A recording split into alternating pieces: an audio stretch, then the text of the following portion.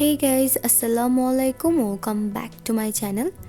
আজকে আমি আপনাদেরকে তৈরি করে দেখাবো পাটিসাপটা পিঠা। আর এই পিঠার ব্যাটারটা আমি আটা দিয়ে তৈরি করেছি।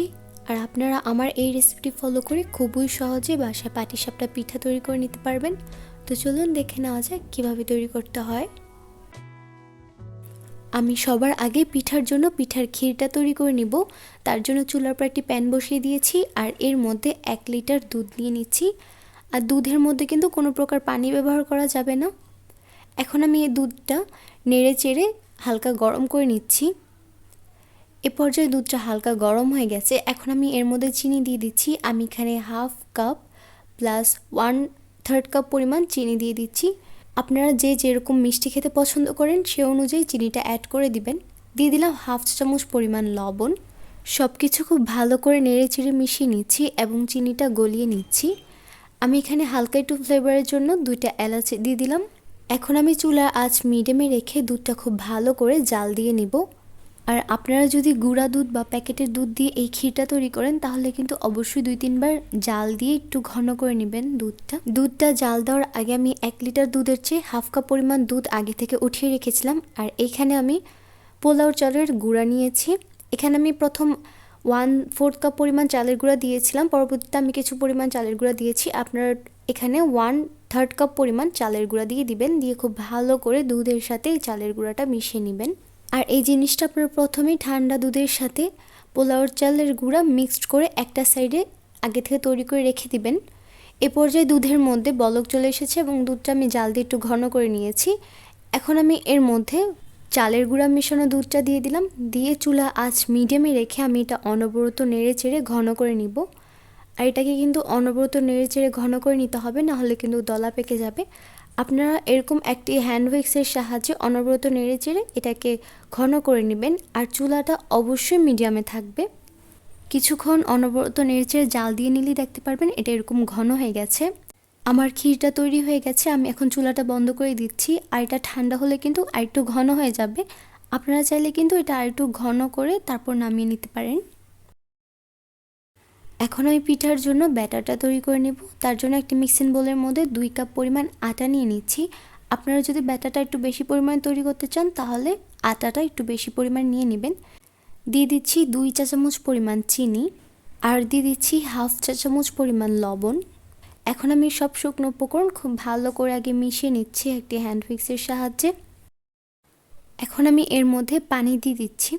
পানি কিন্তু একবারেই দিতে যাবেন না, অল্প অল্প করে পানি দিবেন আর খুব ভালো করে মিশিয়ে নেবেন। আমি প্রথমে এই গ্লাস দিয়ে 1 গ্লাস পরিমাণে পানি দিলাম, দিয়ে খুব ভালো করে মিশিয়ে নিচ্ছি। এরপর আরেক গ্লাস পরিমাণে পানি দিচ্ছি, দিয়ে আবারও খুব ভালো করে মিশিয়ে নিচ্ছি। আর পানির পরিমাণটা কিন্তু নির্ধারিতভাবে বলা যায় না, পানিটা কারো ক্ষেত্রে কম বা বেশিও লাগতে পারে। তো আমি আপনাদেরকে দেখিয়ে দেব ঠিক কনসিস্টেন্সিটা কীরকম হবে, সেই অনুযায়ী আপনারা দেখে নেবেন।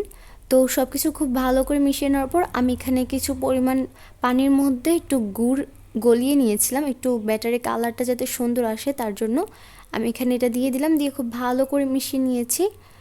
এমনভাবে মেশাতে হবে যাতে কোনো প্রকার লাম্পস না থাকে, দেখতেই পাচ্ছেন। আর এই ব্যাটারের কনসিস্টেন্সিটা কীরকম হবে আপনারা নিশ্চয়ই দেখে বুঝতে পারছেন। খুব বেশি পাতলা বা খুব বেশি ঘন করা যাবে না। যদি পিঠা তৈরি করার সময় যদি মনে হয় যে ব্যাটারটা খুব বেশি পাতলা হয়ে গেছে তাহলে আরেকটু আটা দিয়ে ভালো করে মিশিয়ে নেবেন। আর যদি বেশি ঘন মনে হয় তাহলে একটু পানি দিয়ে খুব ভালো করে মিশিয়ে নেবেন। ব্যাটার তৈরি করার পরে যদি দেখেন ব্যাটারের মধ্যে লাম্পস থাকে, একটু দানা দানা ভাব লাগে, তাহলে ব্যাটারটা তৈরি করে একটি চালনি দিয়ে খুব ভালো করে ব্যাটারটা চেলে নেবেন, তাহলে এর মধ্যে কোনো প্রকার লাম্পস থাকবে না। পিঠা তৈরি করার জন্য আমি চুলার উপর প্যান বসিয়ে দিয়েছি আর এর মধ্যে আমি একটু তেল ব্রাশ করে নিচ্ছি। আর পিঠা তৈরি করার আগে কিন্তু অবশ্যই প্যানের মধ্যে তেল ব্রাশ করে নেবেন। প্যানটা হালকা গরম হয়ে গেছে। এখন আমি এর মধ্যে পিঠার ব্যাটারটা দিয়ে দিলাম। দিয়ে সাথে সাথে ফ্রাইং প্যানটাকে এরকম করে ঘুরিয়ে গোল করে নিচ্ছি। আর চুলার আঁচটা কিন্তু এ পর্যায়ে মিডিয়ামে থাকবে, মিডিয়ামের থেকে কিছুটা কম থাকবে। চুলার আঁচ বাড়িয়ে কিন্তু কখনো পিঠা তৈরি করবেন না, না হলে কিন্তু পিঠা রুটির উপরে জালি জালি ভাব চলে আসবে। এখন আমি এর মধ্যে ক্ষীর দিয়ে দিচ্ছি। আপনারা আপনাদের পছন্দ অনুযায়ী পরিমাণ মতো ক্ষীর দিয়ে দিবেন। আবার বেশি ক্ষীর দিতে যাবেন না, না হলে কিন্তু পিঠার 2 পাশ থেকে ক্ষীর বের হয়ে যাবে। এখন আমি এটা আস্তে আস্তে ফোল্ড করে নিচ্ছি, দেখতে পাচ্ছেন ক্ষীরটা কিন্তু একটু সামনে জায়গা রেখে তারপর একটু ক্ষীরটা দিবেন, দিয়ে ঠিক এইভাবে ফোল্ড করে নেবেন। আমি এটা ফোল্ড করে দুই পাশে হালকা করে একটু ভেজে নিচ্ছি পিঠাটা। আর দেখতেই পাচ্ছেন পিঠার ওপরের পাশটা কতটা স্মুথ হয়েছে, কোনো প্রকার জালি জালি ভাব নেই। আবারও বলে দিচ্ছি, পিঠা তৈরি করার সময় কিন্তু চুলা আঁচ মিডিয়ামে রাখবেন। তো আমি আরেকটা পিঠা আপনাদেরকে তৈরি করে দেখাচ্ছি। পিঠার ব্যাটারটা দিয়ে সাথে সাথে এরকম করে ঘুরিয়ে নেবেন। আর রুটির শেপটা যদি ঠিক না থাকে তাহলে স্প্যাচুলার সাহায্যে আলতো হাতে একটু ছড়িয়ে দিবেন, তাহলেই হবে। তো আমি ঠিক একই প্রসেসে সবগুলো পিঠা তৈরি করে নিচ্ছি।